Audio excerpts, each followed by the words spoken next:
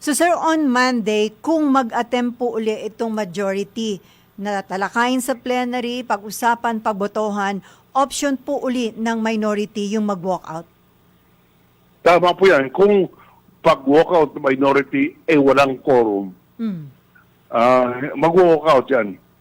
Kung ipipilit na magkaroon ng butuhan o debate. So sir, kaya ba ito minamadali?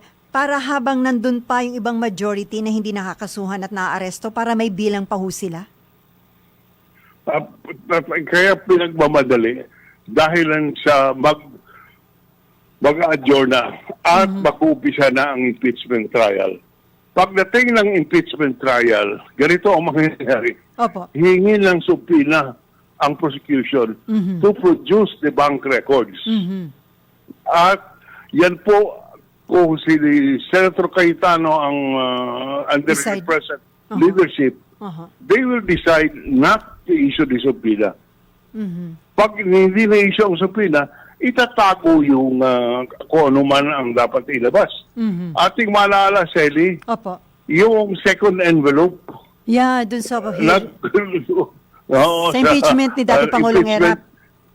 Pangulong Erap, yung second envelope, hindi linabas yung second envelope. Anong nangyari? Nag-walk out yung mga prosecution, yung prosecution panel. Noong panahon ng impeachment ni Chief Justice Corona, naisugpil na yung nailabas yung SALN or Statement of Assets, Liabilities and Network, at doon lumabas na hindi ni-report yung pera na nasa bangko.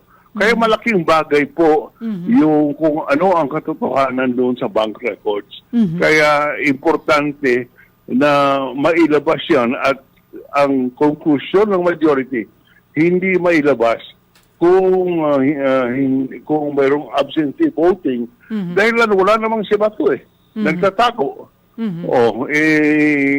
So pag pwede siyang bumoto kahit na siya po wala doon sa session hall, iba itatago yung bank accounts.